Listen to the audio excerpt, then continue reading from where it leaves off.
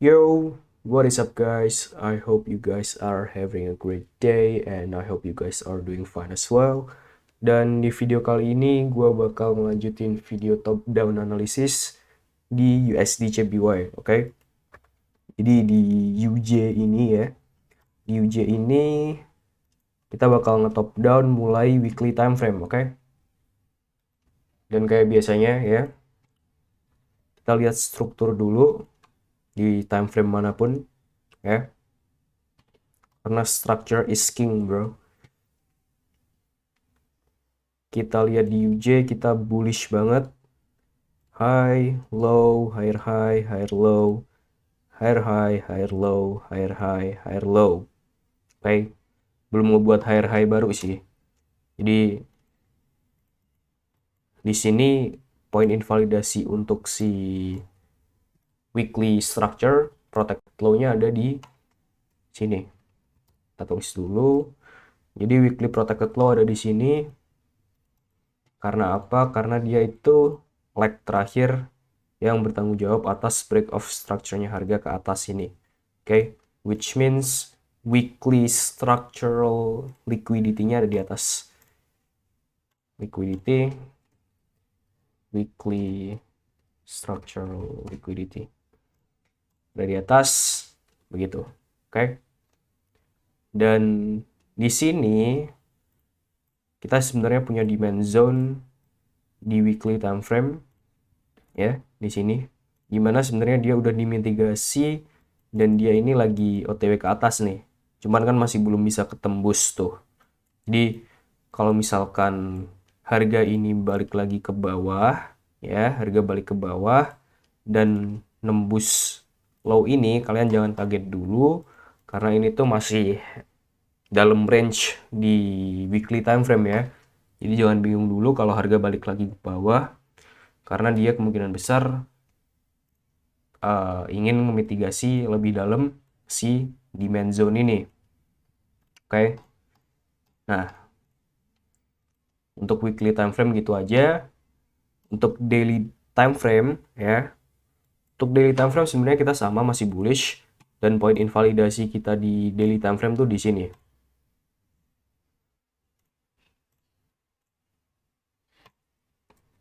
Daily protected low-nya ada di sini.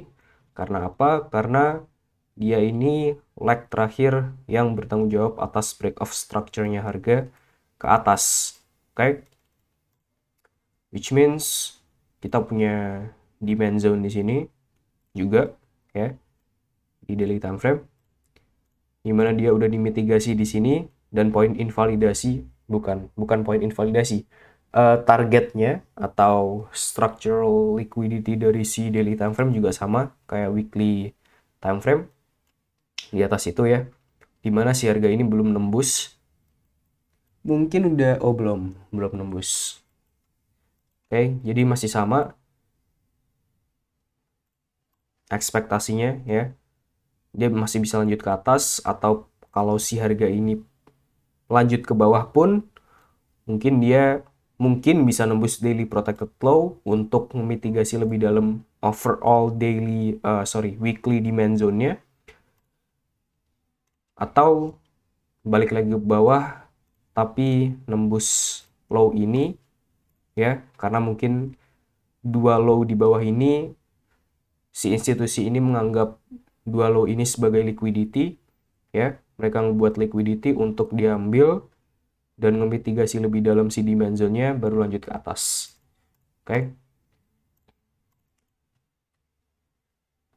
Jadi untuk daily and weekly time frame gitu aja ya.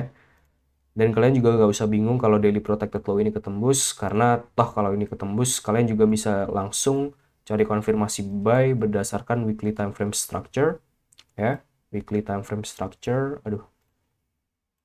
ini weekly time frame structure dan demand zone-nya, point of interest kita.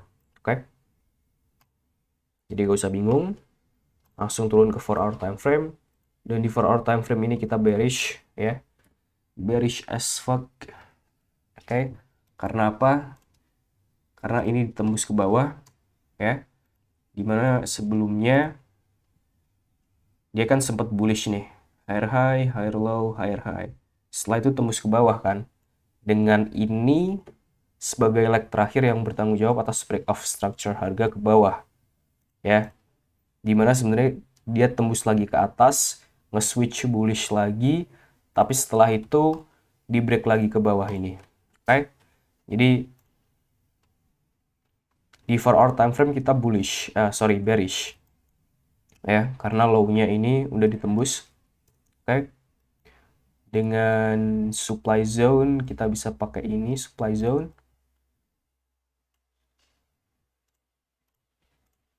Supply di sini kita tulis dulu protected high dari 4 hour time frame. Oke. Nice. Jadi kalau misalkan harga balik ke atas sini di supply zone ini, kalau ada konfirmasi kita bisa nge-sell. Kita bisa nge-sell dengan ekspektasi apa? Dengan ekspektasi harga bakalan turun ke bawah untuk memitigasi lebih dalam si daily demand zone sekaligus weekly demand zone ya untuk nge-shift bullish. Oke. Dan ngehit si weekly dan daily structural liquidity. Oke. Per hour time frame udah, kita turun ke 1 hour time frame. 1 hour time frame sama aja. Ya bukannya sama aja, cuman di sini tuh dia 1 hour protected high di sini dengan supply zone-nya di sini. Tapi gua rasa juga sama aja sih. Ini gua tulis aja ya. Protected high dari 1 hour time frame. Setelah itu kita punya supply zone ini. Kita bisa pakai.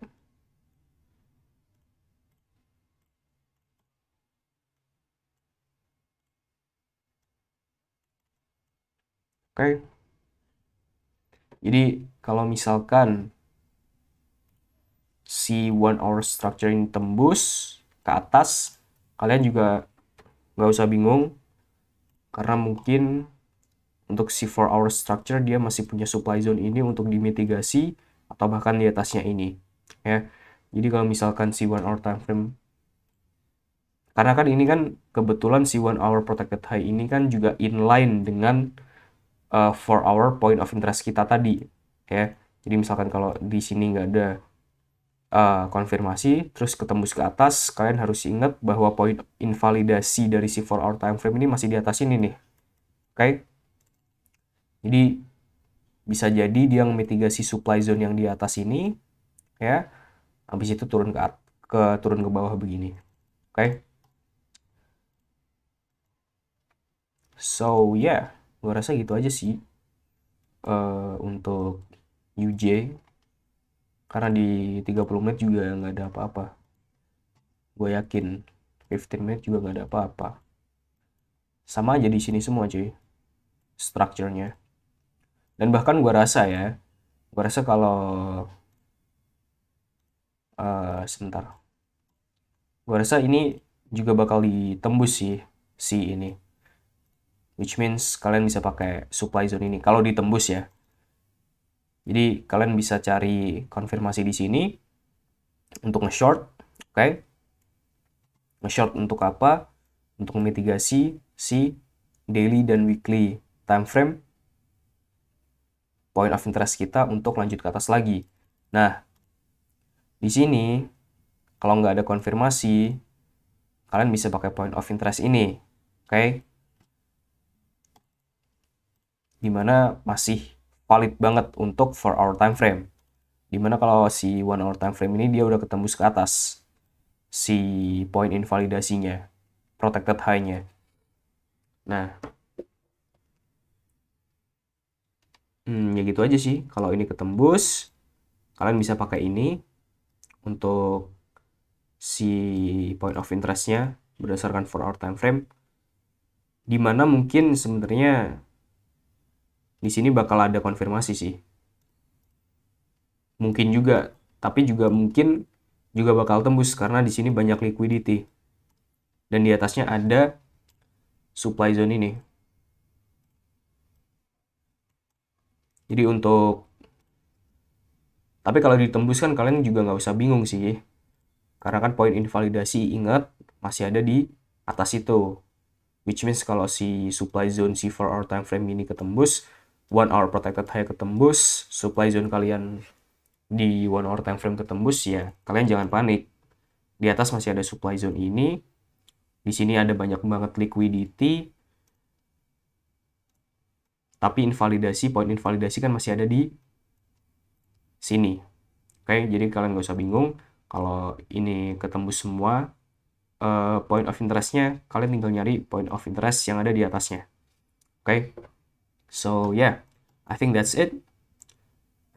Thank you very much for watching, and I will see you guys in the next video. Peace.